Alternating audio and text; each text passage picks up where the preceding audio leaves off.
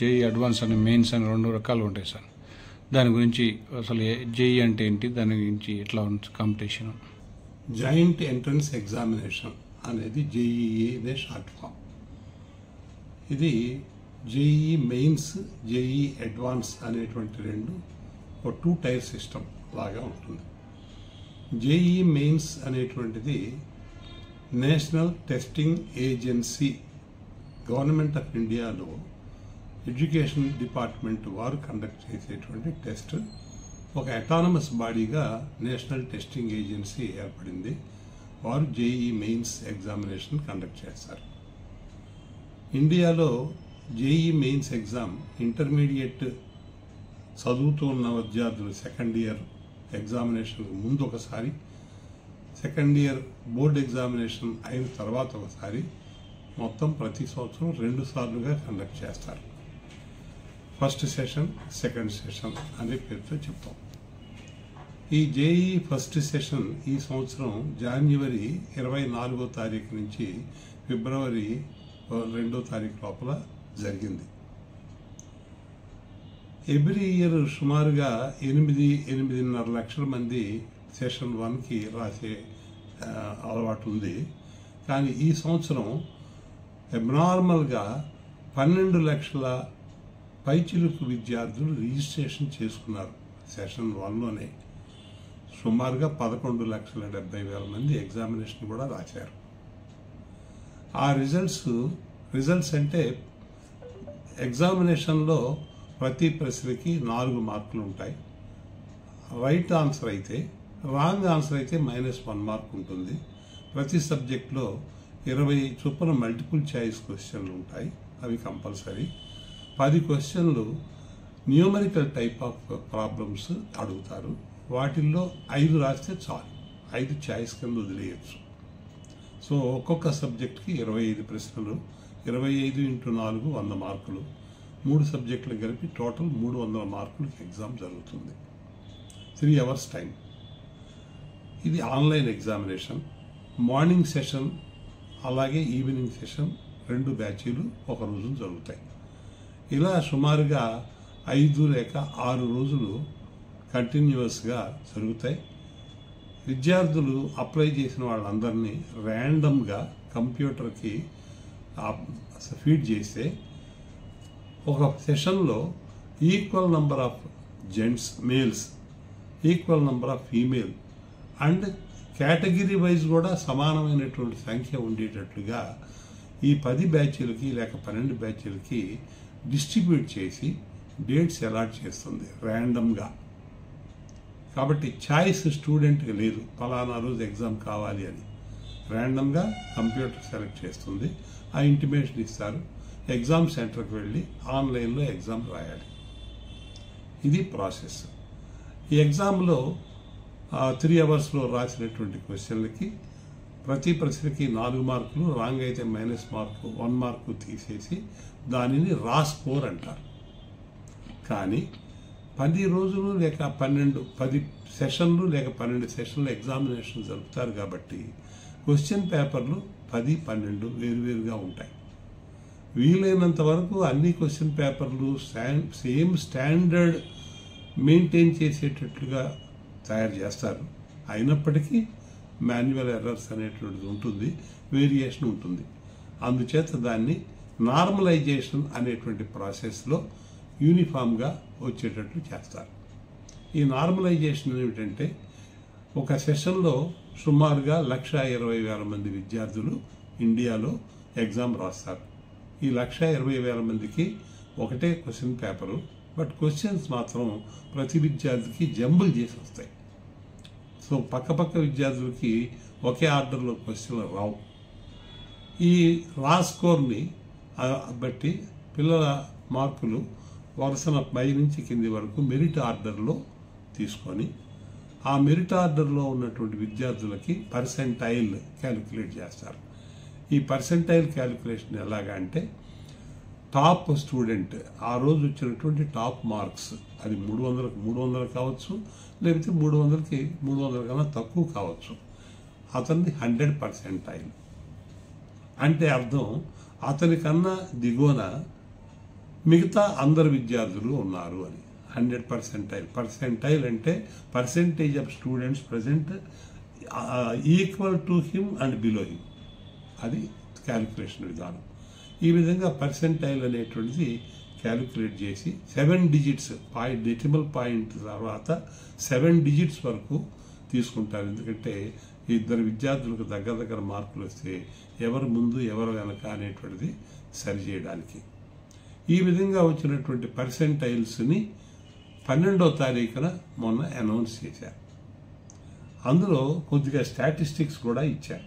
ఏమని ఇచ్చారంటే, చాలామంది కంప్లైంట్స్ ఏంటంటే తక్కువ మార్కులు ఇచ్చినటువంటి విద్యార్థికి ఎక్కువ పర్సెంటైల్ వచ్చింది, ఎక్కువ మార్కులు ఇచ్చిన విద్యార్థికి తక్కువ పర్సెంటైల్ వచ్చింది, కాబట్టి దీనివల్ల ర్యాంకులు అబ్నార్మల్ డిఫరెన్స్ వస్తాయి అని కంప్లైంట్స్ వెళ్ళాయి.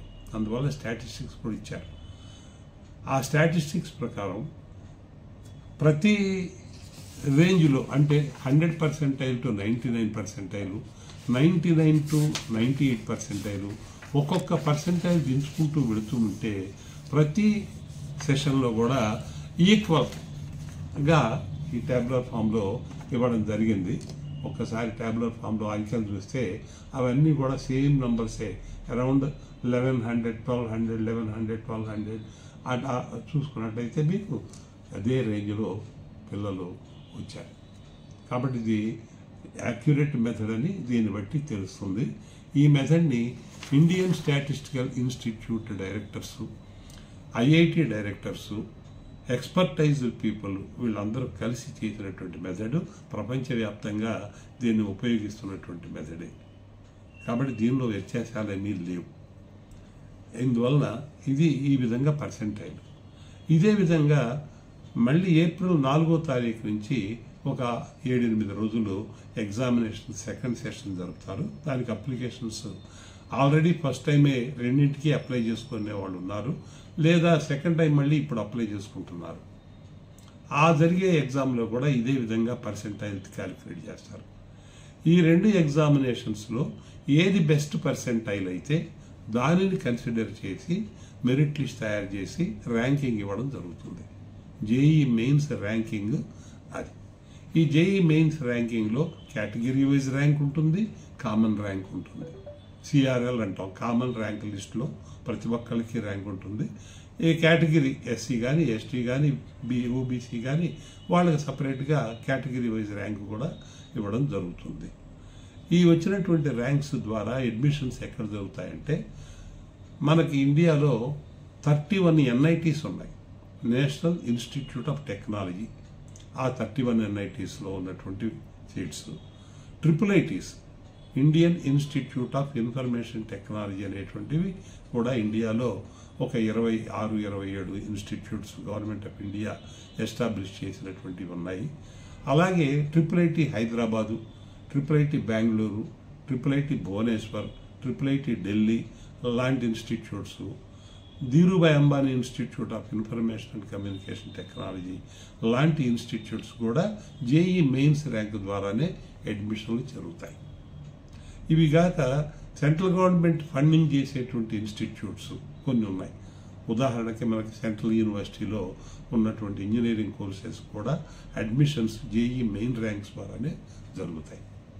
వీటన్నింటికి జరిపేటువంటి అడ్మిషన్స్ జేఈ అడ్వాన్స్ ఎగ్జామినేషన్ కూడా అయిపోయిన తర్వాత జేఈ అడ్వాన్స్లో క్వాలిఫై అయినటువంటి వాళ్ళకు వచ్చిన ర్యాంకులు, మెయిన్స్లో వచ్చినటువంటి ర్యాంకుల ప్రకారం కంబైన్డ్గానే అడ్మిషన్ ప్రాసెస్ అనేటువంటిది జరుగుతుంది.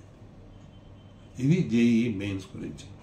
జేఈ మెయిన్స్ ఎగ్జామినేషన్లో టాప్ 1,00,000 స్టూడెంట్స్ని జేఈ అడ్వాన్స్ రాయడానికి ఓపెన్ కేటగిరీలో ఎలిజిబిలిటీ కల్పిస్తారు.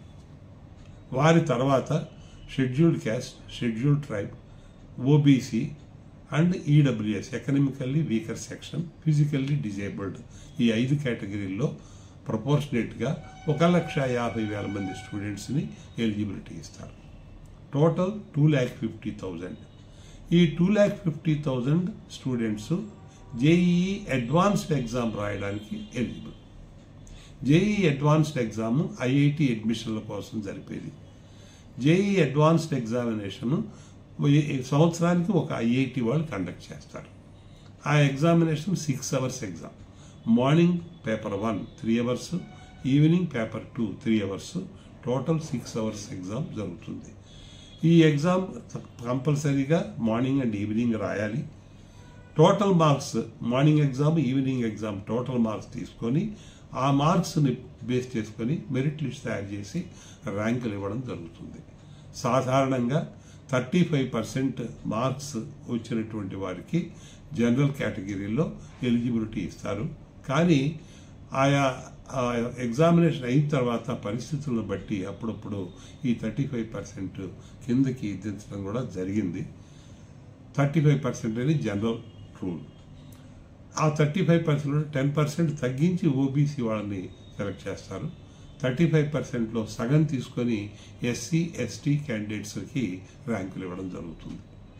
ఈ ర్యాంకులు ఇచ్చిన తర్వాత ఈ బోత్ జేఈ అడ్వాన్స్డ్కి జేఈ మెయిన్స్లో వచ్చినటువంటి ర్యాంకులకి కంబైన్డ్గానే కౌన్సిలింగ్ జరుగుతుంది. JoSAA joint seat allotment association లాగా ఆ జోసా అనేటువంటిది ఏర్పాటు చేస్తారు. ఆ జోసా కమిటీ అడ్మిషన్స్ జరుగుతుంది. 23 ఐఐటీలు ఉన్నాయి. ఐఐటీలో ఉండేటువంటి అడ్మిషన్లకి, అలాగే ఇందాక చెప్పినటువంటి NIT, triple and government funded technical ఇన్స్టిట్యూట్స్లో అడ్మిషన్స్కి ఈ జేఈ మెయిన్స్ ర్యాంక్ ఉపయోగిస్తారు. జేఈ అడ్వాన్స్డ్ ఎగ్జామ్ ఈ సంవత్సరం మే 26th డేట్ అనౌన్స్ చేయడం జరిగింది. సార్ ఇప్పుడు దీంట్లో మనకు 90% అబోవ్ వచ్చిన వాళ్ళకు దాదాపు అందరికీ సీట్లు వస్తాయంటారా? 90% పర్సెంటైల్ దీంట్లో మనకు జేఈలో 90% వచ్చిన రైట్. జేఈ మెయిన్స్ లో పర్సెంటైల్కి ప్రతి ఒక్క పర్సెంటైల్కి సుమారుగా 11,000 మంది ఉన్నారు. అంటే 99% వచ్చినటువంటి విద్యార్థికి సుమారుగా 11,000 ర్యాంక్ వస్తుంది. మనకి బిఫోర్ లాస్ట్ ఇయర్ స్టాటిస్టిక్స్ని బట్టి చూస్తే 55 నుంచి 60,000 ర్యాంక్ వరకు జనరల్ ర్యాంక్ ఎక్కడో చోట అడ్మిషన్ రావడం జరుగుతుంది. అంటే సుమారుగా 95% వరకు అడ్మిషన్ జనరల్ కేటగిరీలో రావడానికి అవకాశం ఉంది. రిజర్వేషన్ కేటగిరీ వాళ్ళకి మాత్రం 95% కన్నా దిగువ, ఎస్సీ ఎస్టీకి అయితే సుమారు 90% వరకు, ఓబీసీ వాళ్ళకైతే 93-92% వరకు ఇలా సీట్లు రావడం జరుగుతుంది. అయితే ఇంకొక విషయం ఏంటంటే జేఈ మెయిన్స్ యొక్క ర్యాంకును బట్టి కూడా మన లోకల్గా ఉండేటువంటి ఇంజనీరింగ్ కాలేజీల్లో కూడా బి కేటగిరీ సీట్స్ ఆ మెరిట్ బేసిస్ మీద ఇవ్వడం జరుగుతుంది. అందువల్ల 93-92% పిల్లలు ఆయా కాలేజీలకి సపరేట్గా బి కేటగిరీ అప్లికేషన్లు పెట్టుకున్నట్లయితే మెరిట్ బేసిస్తో సీట్ అలాట్మెంట్ జరుగుతుంది. ఫీజులు మామూలుగా ఎంసెట్ ద్వారా వచ్చిన ఫీజే వీళ్ళకి కూడా ఉంటుంది. Okay sir, thank you sir.